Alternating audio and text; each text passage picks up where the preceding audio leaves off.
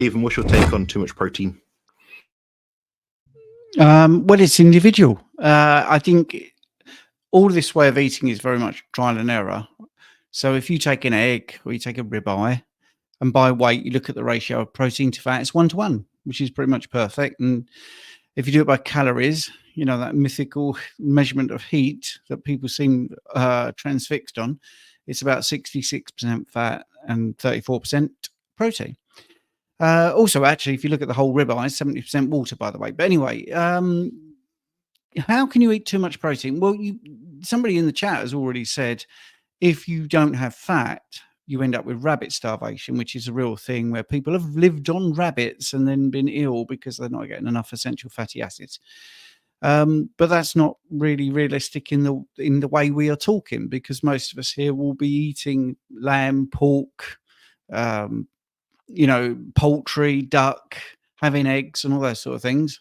And there's plenty of fat in that. So I don't think it's really that easy to eat too much protein. But I think if you look at your body composition and how you look and feel and how you're sleeping, that should be your gauge, really. So I would just go out with whole foods. I wouldn't add a stick of butter, or I wouldn't add, you know, I always use this. I have this prop. You know, some people are eating that much butter in a day, and that's fine. If they thrive and feel great, that's excellent. And it's possibly because they've come from a background of calorie restriction and fat restriction and all that sort of stuff. So in the initial period that your body is soaking up all that fats, normally actually to help with their thyroid. That's the main reason.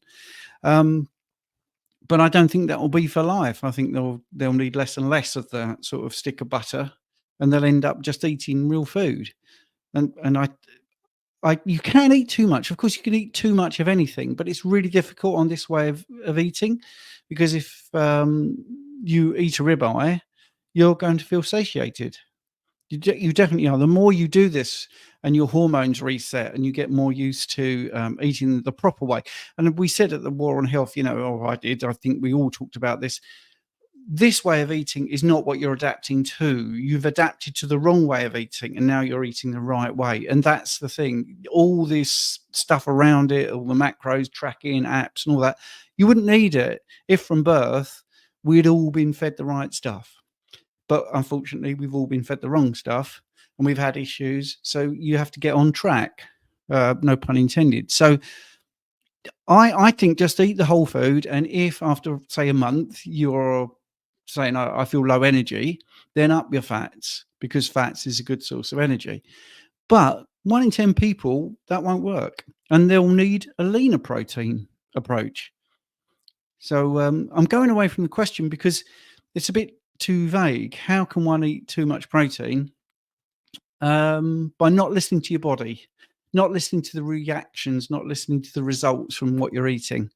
And protein shakes, things like that, which are isolates, which you neck really quickly, so you don't have the mechanical digestion.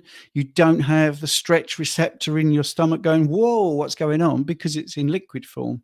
So the more you eat whole, real foods, the less likely you are to eat too much protein. But by the very English of too much, you can have too much anything, too much water, you know, you can have too much salt, you can have too much of anything, because that's what too much means. But it's very difficult to actually do that if you listen to your body.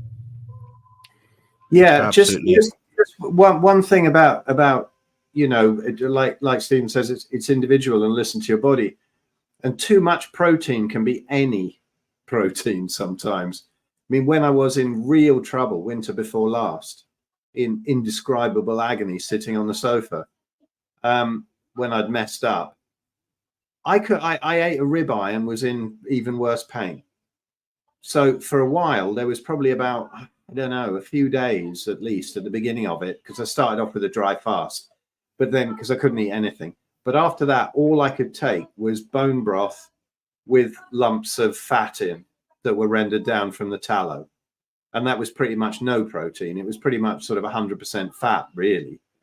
Probably not. It never is it? But I couldn't take any, you know, of the fat, even from a steak. And so that just shows, you know, there's like that expression that I keep saying that was made up for bipolar people, that autoimmune people are like everyone else, only more so.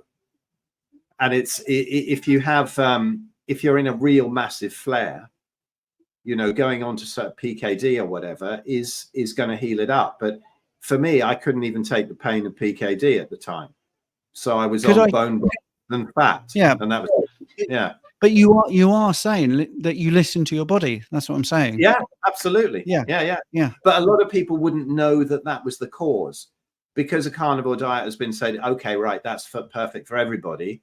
And then people go, you know, they have an autoimmune flare and then they eat a load of steak and they go, it hasn't really improved that much. It probably will in time, but the symptoms won't go down quickly enough.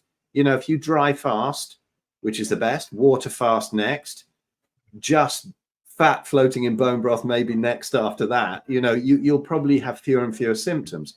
But in time, absolutely, you can go back to eating a ribeye steak. But it's like, you know, a ribeye steak is fantastic for the human body. So is training with weights.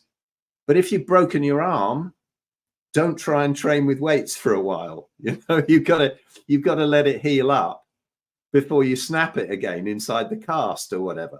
So it's the same thing with the gut. Sometimes you have to get incredibly strict to just kick off that healing.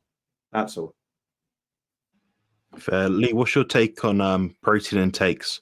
Is it something you've ever tracked, looked at, thought about? You know, what's your take? I've never really tracked it accurately. I think the question's coming from the context of the PKD. So in that context, because it's all really about context, you know, individuals and whatever your needs are and whatever you're trying to deal with and treat perhaps. But with the PKD, I guess any more than 20% of your energy coming from protein is too much. If you're serious about, you know, cancer, if you're serious about autoimmunity and things like that, that's probably too much protein in that context. But in every other context, it's probably more like not enough fat, or like the other guys are saying, just listening to your body, figuring out why it is that you feel the way you feel.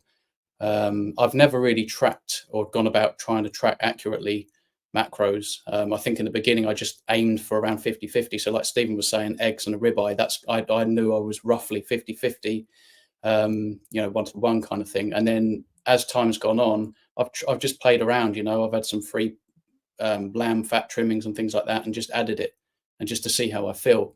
And I have noticed some benefits, you know. I think again you get that sort of more of a therapeutic event happening when you take on extra fats, or as much fat as you can handle. I guess really that's what it is about finding your individual threshold for fats and proteins, because we're all different. But perhaps in the context of PKD or cancer or something like that, you perhaps want to keep it low, even if you would like to eat more, because that may be advantageous to do that. Yeah, potentially. It's not my area of expertise, but I'll just add in, I've eaten up to 550 grams of protein for 9 months straight. I didn't get fat. I didn't have chronic elevated blood glucose. I didn't have a higher HbA1c as a result of it.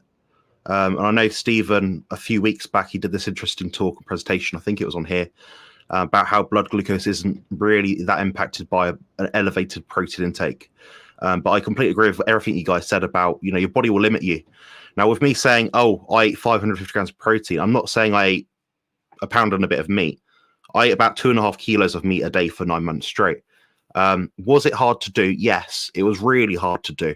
I did have to force it in. I did have to use whey protein powder, Greek yogurt. I was making like protein ice creams and things and smoothies, and it was tough. But the thing is, I wanted to see how much I could push the limit, and if it was really true that you get fat from eating too much protein.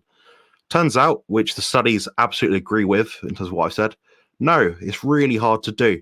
But with saying that, I think if you have too much protein, then the fat won't almost do its job. So you've got to find that fine balance. Right now, my fat is below 100 grams on average. My carbs are below 50 grams. My protein's about 330 to 350 grams. I'm getting shredded out of my mind, dropping about 2 to 3 pounds per week quite easily, and I'm not particularly hungry. So it has a satiety factor. The study that I mentioned got a group of, I believe, bodybuilders to eat, I think it's 4.4 grams per kilo of body weight per day. And there's other groups and measurements where they've done 3.1, 2.3, and I think 1.5 grams. And interestingly, so this will be in contrast to what everyone else will say online, but it is what it is. The science is what it is. The 4.4 grams of protein per kilo of body weight actually had better body recomposition results than I believe it's the 3.4 or 3.1 gram of protein per kilo of body weight. So you got better results eating more food. So there's obviously something here to be said for eating enough protein. Now, obviously, it's not great for your digestive health if you're forcing down all this meat.